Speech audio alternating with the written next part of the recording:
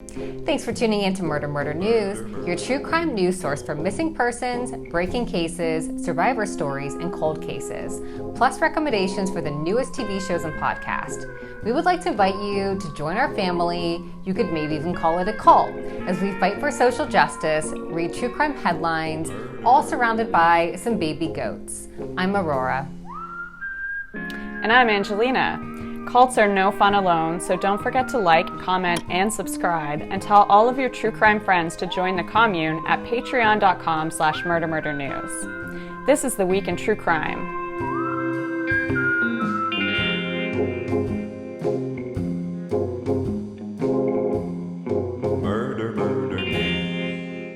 We do want to issue a disclaimer that while our name is Murder News, we often focus on missing persons, survival stories, and sexual assault, giving preference to cases affecting BIPOC and LGBTQIA communities, and some that may not be getting enough attention by mainstream media. Our intent is to bring attention to these cases and make sure these stories are told from the perspective of the victim or survivor. We do our best to report accurate information about these cases, but because they are still breaking, it can be hard to find reliable information. We love hearing your feedback, so just send us a message if the information we have researched is inaccurate or out of date, if you just think we got it wrong, or if you want us to help share you or your loved one's story. Our email is always open at murdernews@gmail.com. Monday afternoon, tens of thousands of onlookers watched as an horrific scene unfolded at a King Soopers grocery store in Boulder, Colorado. At 2:30 in the afternoon, a gunman opened fire, first in the parking lot, killing at least 2 people before going inside the store. The whole event was live-streamed by Dean Schiller, who can only be described as a rogue journalist. His video reached around 30,000 viewers as the assailant carried out a slow rampage in the hour that followed. Witnesses inside the store shared that they didn't hear the perpetrator speaking at all, nor was he spraying bullets. He just quietly walked through the store, occasionally firing off a shot or 2. In a tense standoff, police and other emergency responders had the whole building surrounded with a SWAT team on the roof as they coaxed the attacker out of the store. On his exit, he and the police exchanged gunfire until the suspect himself suffered a gunshot wound to the thigh. Around 3:30 p.m., the man was handcuffed wearing nothing but underwear and bleeding from the leg, and he was taken into police custody. In the end, 10 people lost their lives in this attack. The list of victims consists of 25-year-old Ricky Olds, 59-year-old Susan Fountain, 20-year-old Denny Stong, 51-year-old Terry Leiker, 65-year-old Jody Waters, 23-year-old Nevin Stanisic, 62-year-old Lynn Murray, 49-year-old Trelona Bartkowiak, 61-year-old Kevin Mahoney, and 51-year-old Eric Talley, who was the first police officer to arrive on the scene. Others were grocery shopping, and some were standing in line waiting for a COVID-19 vaccine when they were shot. Although so many viewers watched these events transpire on YouTube, few details were released until Tuesday afternoon when we learned the identity of the shooter. The man responsible is 21-year-old Ahmad Al-Aliwi Alissa, who is from Arvada, a suburb of Denver. Boulder County DA Michael Dougherty was quick to note that the suspect lived most of his life in the United States. This underlines the fact that we must be conscious about how we talk about mass murder in America. Alissa's family immigrated from Syria in 2002 when he was just a toddler. He is very much a suburban American, but many are quick to mention terrorism or Islam as soon as they learn the shooter's heritage. His brother, Ali Aliwi Alissa, told CNN that Ahmad was not particularly religious or interested in politics, and made it clear that this is a case of mental illness. His family knew him to suffer from some paranoid delusions and to be quite antisocial, but they never expected that he was capable of such violence. This tragedy arrived right on the heels of another mass shooting that we haven't had the chance to discuss. Just last Tuesday, another gunman took the lives of 8 people within 3 different spas in the Atlanta area. And while it's important not to steer the conversation towards race when we're talking about a suspect of color with other motives, it is equally important to address the growing issue of anti-Asian racism when the vast majority of the victims in Atlanta were of Asian descent. Racist rants and even attacks against Asian Americans are on the rise, particularly in the past year, sparked by how folks like Trump have been talking about the coronavirus. The fact that the situation has already escalated to mass murder shows that we can't just sit around waiting for the next attack. We need to act now. There are some great organizations working to combat anti-Asian racism, and we'll post some links in the description of this video that will show you how you can help and where you can donate. Last Thursday night, gunmen kidnapped about 220 students and staff of a school near an army base of Kaduna State, Nigeria. The students were kidnapped from the Federal College of Forestry Mechanization in Mondo, and disturbing videos were released of the students in distress, in one video with a student being held at gunpoint, asking the government to cooperate with the captors. The student also said many of them had been injured and many had health issues. Officials have said that 180 students and staff were successfully rescued by the military, but there are still 39 students unaccounted for as of today. Nigeria has been facing a kidnapping crisis ever since 2014, with over 800 students being kidnapped since December of last year. You may remember the 2014 kidnapping of 276 girls from a school in northeastern Chibok by the insurgent group Boko Haram. Boko Haram is a terrorist group that is fighting against Western education in Nigeria, stating that the government was interfering with traditional Islamic education. The campaign to bring back our girls started as a result, which was a big focus for Michelle Obama during this time. Of the 276 girls who were abducted, 112 are still missing. Unfortunately, as a result of the Boko Haram kidnapping, unrelated groups of kidnappers, which are referred to as bandits, have started kidnapping school kids for the intent of collecting ransoms from the government and families of the children. The Kaduna kidnapping appears to have been carried out by the bandits, trying to make money by endangering and traumatizing these kids. The ransoms range from $20 to $20,000, and if the ransoms can't be paid by the family, they will likely be murdered. Kidnappers are targeting school kids because the community is more likely to want to protect them and because they are easier for them to control. As the schools and government are not able to protect the children, many schools are just closing down, leading to 13 million students currently out of school at the moment. We're going to take a look into the ongoing crisis today on our podcast, and we're also including links to our sources, which included BBC, CNN, and a couple of great YouTube videos in the details down below. This week, we're watching Calls on Apple TV. The new 8-episode series is kind of like The Twilight Zone meets 911 Calls meets a found footage horror. It's a pretty clever way to make a TV show in the age of COVID, because each episode takes place in the form of a phone call telling mini thriller and horror stories. So you don't actually see the actor, but just hear a creepy phone call between a few people. It sounds weird, but it's super addicting and features Rosario Dawson, Mark Duplass, Nick Jonas, Joey King, Aubrey Plaza, and more. We want to hear your thoughts on the show in the comments below.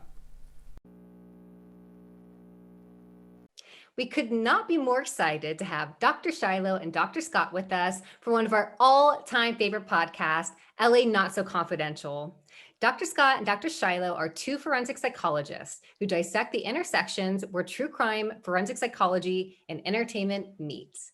Dr. Shiloh and Dr. Scott, thank you both so much for joining us today from not so sunny LA. How are both of you doing? Staying warm. It's been a chilly 48 degrees this morning. That's the coldest it gets there.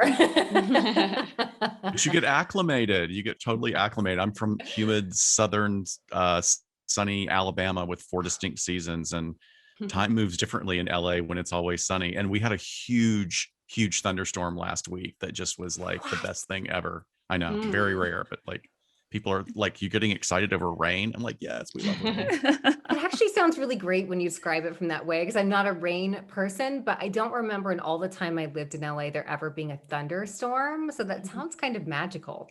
There was even hail. Oh, it was like a storm of the century. Thanks for having us. We appreciate the opportunity and being able to bring LA to you a little bit today. Awesome. So there are so many podcasts out there with amateurs like ourselves. So getting to hear about these stories from two people who actually know what they're talking about is such a treat. How did the two of you meet, and what inspired you to start a true crime podcast together? Well, Scott and I met on our very first day of our internship in graduate school. Wow. And we came from very different backgrounds. I was actually still an active police officer at the time. I was taking a year off to complete my doctorate and do internship full time. And Scott had a background in entertainment, and he had been a licensed marriage and family therapist already. So it, I still had my eye on being in law enforcement, and was just there to get the degree sort of thing. So we couldn't have been more different. But there were 4 of us interns that day. And at some point we moved into our little intern office. And I remember he spouted something off, and I came back with a really dry, snarky remark. And like, that was it. It was done. Love We were that. joined at the hip after that. And yeah, I mean, we did a full immersive year together in a really challenging forensic psychology internship where we were working with high-risk sex offenders getting out of prison, doing psych assessments and therapy. And we trudged through it together. That's the hardest part of graduate school. You're finishing up your dissertation. It was like being in the trenches, and, Wow. almost a form of trauma bonding, not to diminish that in real life, but Right. it was our own form of it for sure. And became just fantastic friends. I stayed in that realm after graduation, and Scott went off to go work at the prisons. And then over a decade later, we have found ourselves working both back in very, very close proximity to each other, in and around Los Angeles in sort of different capacities. But we see each other quite often, usually at least once a week, even during pandemic, Amazing. because of our jobs. So yeah, that's how Scott and I met. That's amazing. I love that you two have known each other for so long. Yeah. Yeah, it's kind of crazy. It feels like forever, and yet it feels like just a couple of days. I still have on my phone as Shiloh's contact picture, the picture I made with her, because we were halfway through our internship, and for Christmas, my husband had given me an iPhone, which was like, I think it's the iPhone 4. That's how long we've known each other. 2009. It was to There are take a 8 picture of iterations her. of iPhone. Yeah. And let me tell you, it's an old picture of Shiloh. She rocks bangs. Not everybody can carry off bangs, but she rocks bangs with a ponytail. It was very CSI. Bring him back. I'm gonna Too much work. I'm gonna need to see this photo. Yeah, I want to It's see. so great. I mean, one of the funny things about that particular incident was I was just because I'm such a gadget guy, but I put off waiting until I'm going to buy the thing that I really want. So I put it off. And here I am like, oh my gosh, this is so great. It's so great. And this is what she does. You can turn the sound off on the keyboard. I don't even think I turned around. I think I just said it. We were back to back, and I was like, just literally sitting back to back. I'm like, stop it, you're driving me That insane. sound like just gets on my nerves too. My husband's is sometimes on his phone. Like, I don't know what he does that turns it on, but I'm like, just give me your phone. Yeah, just turn it off. Nobody needs to have it on. Yes. But yeah, we really connected very quickly. I do think that aside from like, she is like one of the smartest, savviest, street smart and funny people I know. We were like Charlotte was saying, is we had a past. We had we had been in other fields. There's something about working in mental health when you've come from something else that I think really makes for a different level of connection. And that's not to disparage anybody who, came out at like 19 and said, I know what I want to do. I'm not disparaging that at all. Right. But there is just sort of a different world experience that Shiloh and I shared. And I was just fascinated by her. I mean, I was like every day at lunch, okay, tell me another cop story. Tell me another cop story. I was fascinated by it. But yeah, we connected, and then I'm going to point the finger at Shiloh. It's all her fault that we have a podcast. We were walking down the street from lunch. No, I think we had hooked up for coffee, right? We had gone and grabbed coffee. So we're walking back to my office, and sometimes she shares a parking structure with us. And she said, I've got an idea. We should start a podcast. And my immediate response was no, absolutely not. And she goes, no, hold on. There are so many crime podcast. You turned me on to criminal. When we talked about the ones that we liked, she goes, look, there's so many good ones. There's no forensic psychology podcasts out there talking about true crime. And there are a lot of forensic psychologists working in the field, especially in Southern California, but there was nobody doing that. There was one that was a grad student who was doing something really interesting, and she was kind of going through diagnosis. Like she would go through the DSM and she would pull out some things and discuss them, which was really cool. But she wasn't really talking about the nexus between entertainment, how mental health is portrayed in the media, how forensic psychology is portrayed in the media, and the true cases. And I think from my initial no, I think I had maybe walked 20 yards, and I was like, what if we called it LA Not So Confidential? Great name. And then I knew it was hooked. I was like, that was it. Then I mean, I encourage everybody, as embarrassing it is, to, listen to our early episodes when our sound was awful. We didn't know what we were doing. We were just kind of yelling into my laptop, and I was trying to figure things out on GarageBand. And it helps you appreciate how far you've come. Thank you for reframing that. I appreciate that. So for the next question, you both have touched on this a little bit, that you had been in previous careers before finding yourself here. For Dr. Shiloh, you were going into law enforcement, and for Dr. Scott, you had been in film as casting director. So how did you end up in forensic psychology? So my journey is completely crazy, and I have to kind of shake myself every once in a while to realize that I'm here. I would never, even 16 years ago, have really imagined this. I grew up in the Deep South, without telling my entire life story, but just in bullet points. I grew up in the Deep South, and I started in theater while I was in high school. And theater led to, there was something I could do that some of the other guys couldn't do. I could pick up dance steps really quickly. So I got a scholarship to a local dance school, and then I got a scholarship to the sort of semi-professional ballet company in our hometown. And then I got a scholarship to college, and then I got a scholarship to a dance company. Wow. So I kind of had this dance career that led me out to LA that was really fantastic. I did national and international tours, and I did a little bit of film and television. And then at 30, it was like, oh, okay, my back does not like this anymore. I got to find something else. You get kicked out of ballet real fast, I found. Oh yeah. I mean, it's an unbelievably exceptional life, but it's really hard. All forms of dance really can be very hard on your body. And as a young person, when you think you're immortal and invulnerable, you don't take necessarily the care that you should, which I'm one of those people. Mm-hmm. I'm very happy. I give my body great. I'm very grateful towards my body for holding up as long as it did. Mm-hmm. But I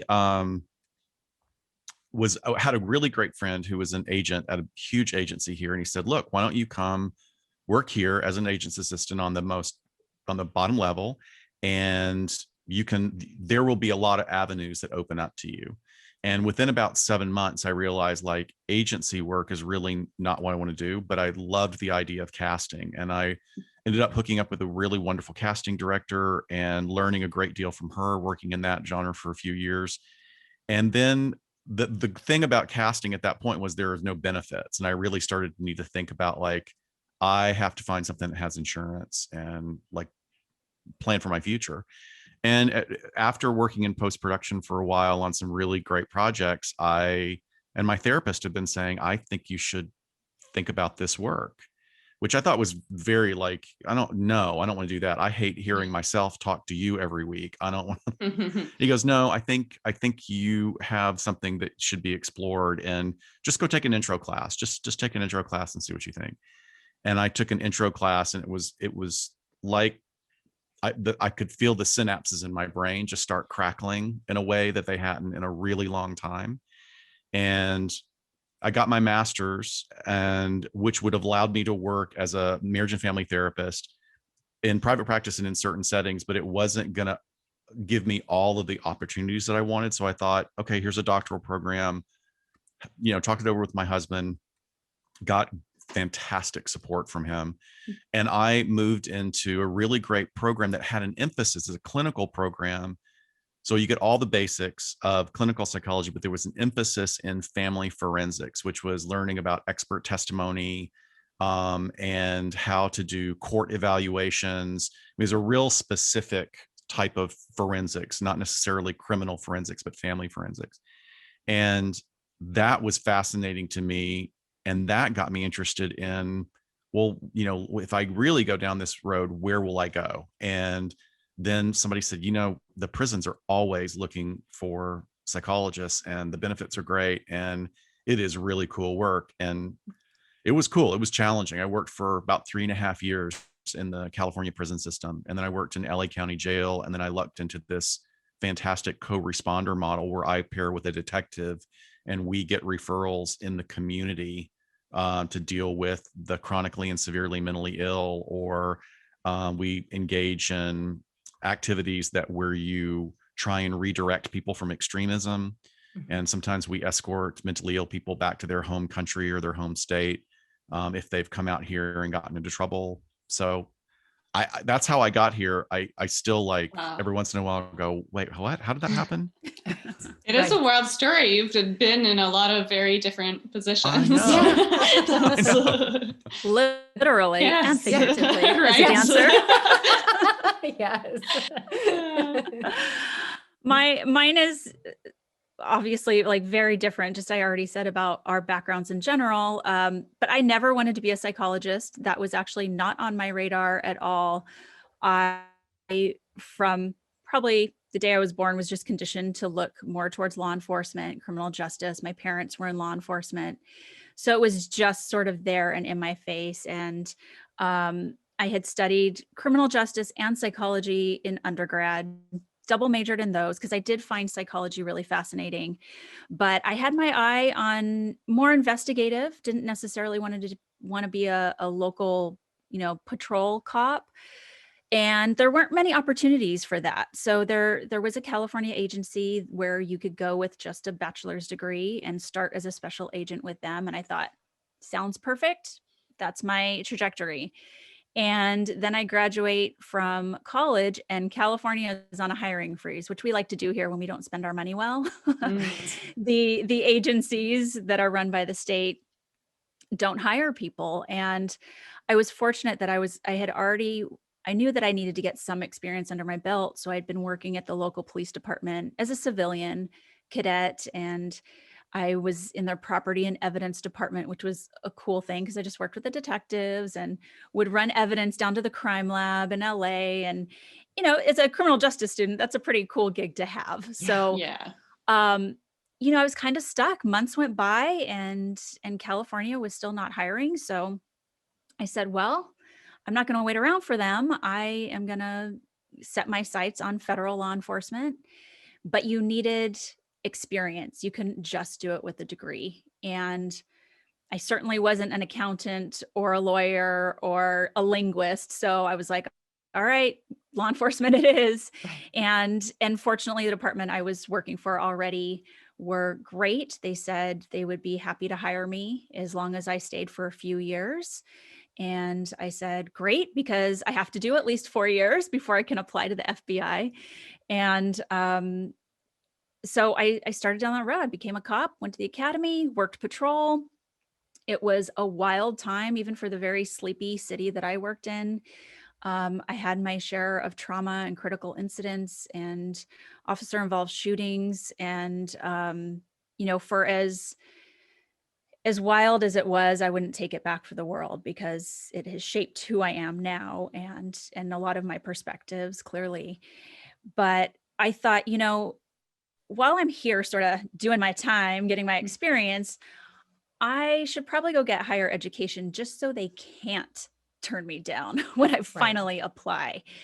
And I don't know if I've actually ever said this in public before, but I actually got the wild idea of a forensic psych program because of the Alex Cross novels, the James Patterson books. Oh, so wow. Alex Cross, if you remember, he was a detective and then he was also a psychologist. And I was like, that's really cool. So here I got it from these fiction stories, but there I went okay, Alex Cross is, kind of my fictional hero. Let me start Googling forensic psych programs. And there was one here in LA.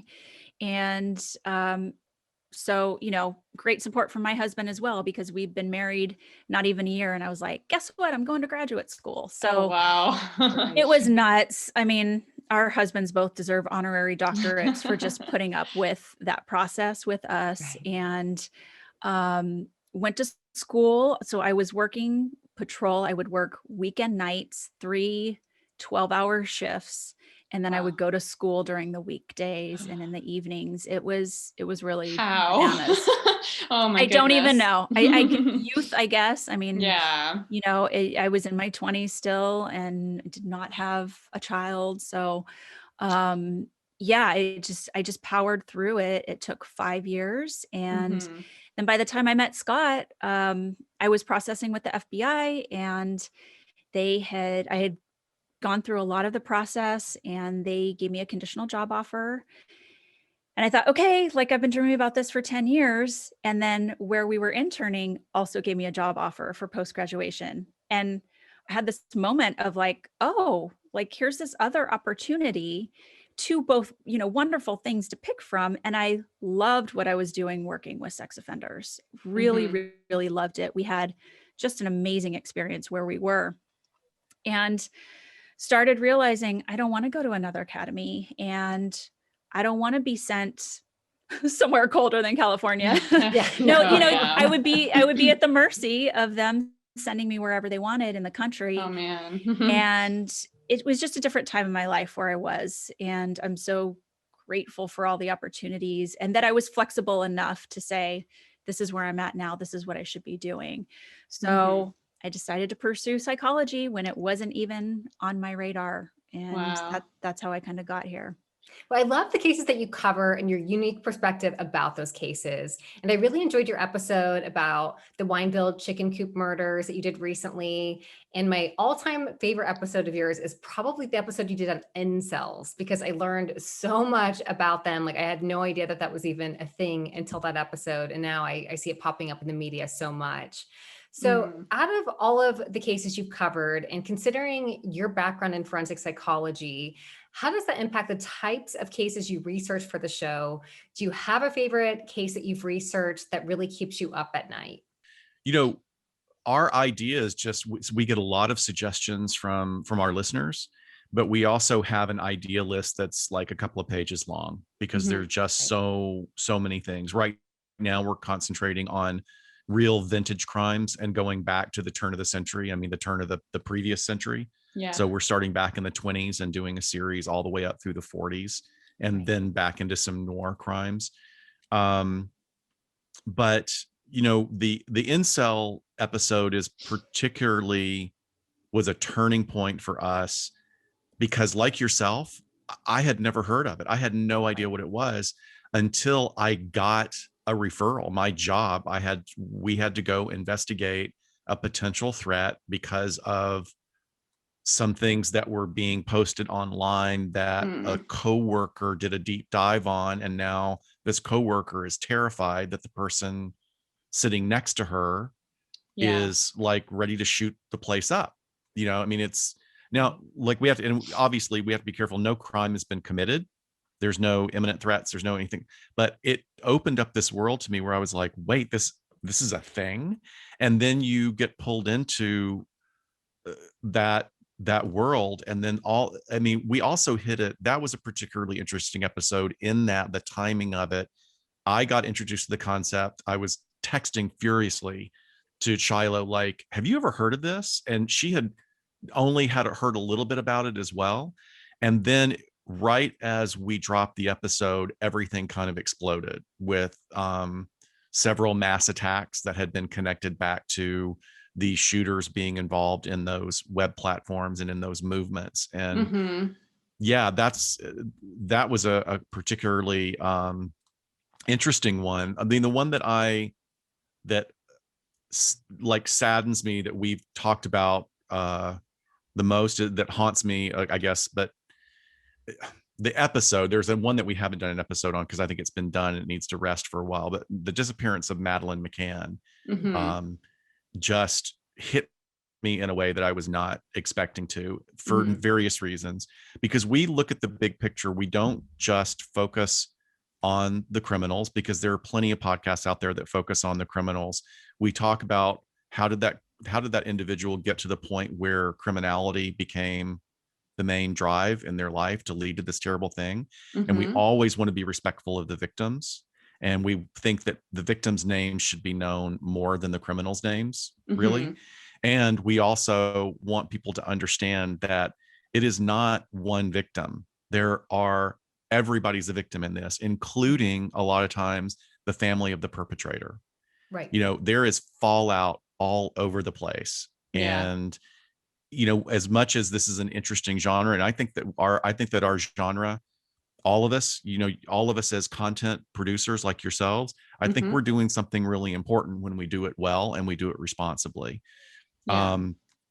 Because I think we bring dialogue to some much needed areas, but the impact on how the parents were pilloried, in Madeleine McCann's case, just was heartbreaking to me. I mean, it's heartbreaking that this child, who we don't even know what happened to her, but I'm sure it was horrific. Right. And but what the parents were put through over and over again is just tragic to me. Yeah, and new details have come out about that case, I guess, which people have been pretty quiet about, which is surprising. But it seems like they have more or less a conclusion there, and that's funny that so many people were eager to talk about it and blame the parents and things like that, but they're not so eager to talk about the new details now. They're like, over it, leave it at that. Which is it's not as salacious, right? Exactly. I mean, and it but it really is. I mean, if you it's the real thing that happened is obviously horrific, anyways. Right. And I lean more towards just like what is curious to me at the time when we choose our subjects, and not that we're particularly like on the pulse of what's happening right now and doing an episode on that, but my interest could be piqued from a number of different areas, whether it's sort of crossing over from our work, like when we did our Stockholm Syndrome episodes, because we ended up doing 2, that was because I was starting to get into this world of crisis negotiations through my job. And I wanted to find out what Stockholm Syndrome was really all about research-wise, and because we hear it and we think we know what it is, but is that really what it is, and how it plays out in the real world? So, an idea can come from that. I just love historic Los Angeles stuff. And, I mean, we could have done an entire podcast just on that. Yeah. And really themed it like that. I mean, we theme it as just, for fun. But I would say one of my favorite episodes is when we did our vintage Los Angeles episode, and we talked about Griffith J. Griffith, and also the kind of the first criminal psychologist in LA, J. Paul DeRiver, who consulted on the Black Dahlia case. And, to me, the historical stuff, like the series we're doing now, it's just fun to dive into. And then we go, okay, so what sort of psychological concept can we attach to this? But I really dig all of that. And that might have come out of me just watching a documentary on Frank Lloyd Wright. I'm like, oh my God. And then his son built the house that the Black Dahlia was possibly killed in. And that house. Down the rabbit hole. Wow. So yeah, I mean, the ideas come from all over. We have a running list always. And we love suggestions from our audience members. Awesome. Well, can you let our viewers know where they can find you on social media? You want me to take this one, Scott? I know we should have the same handle across all platforms, and we just don't. LA Not So Confidential, surprisingly, is a very long title. So yes, we are pretty much everywhere. On Instagram, you can find us at LA Not So Podcast, and on Twitter, it's LA Not So Pod. Facebook, LA Not So Confidential. Scott really takes the reins more on Facebook and is always posting really interesting articles, plus some fun stuff. And, I like to do more of the visual elements over on Instagram, and then keep up just in the conversation with our community on Twitter. And we have been doing since the pandemic started a new platform called Get Vocal, where we do live streams the Saturday after we release a new episode. So we release every other week on a Wednesday.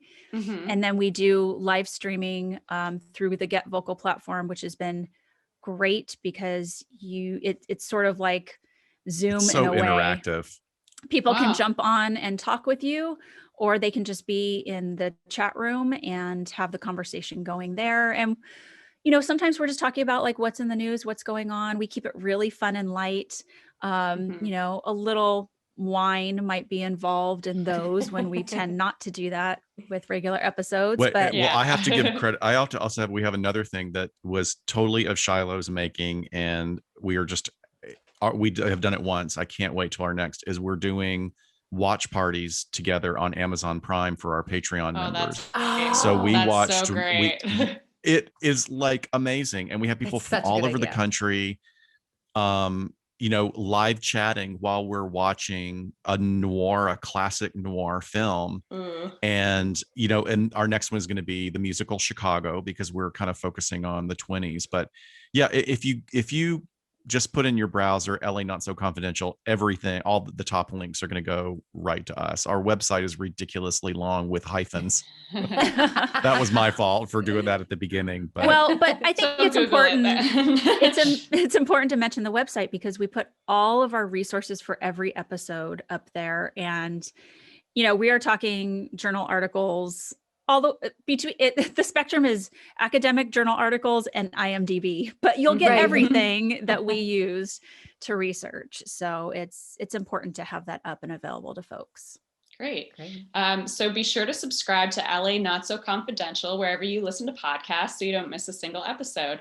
Thank you both so much for being here. Thank you. Thank you guys so much. We just appreciate the opportunity, and you are so fun, and I can't wait to do this again. Yay. Yay.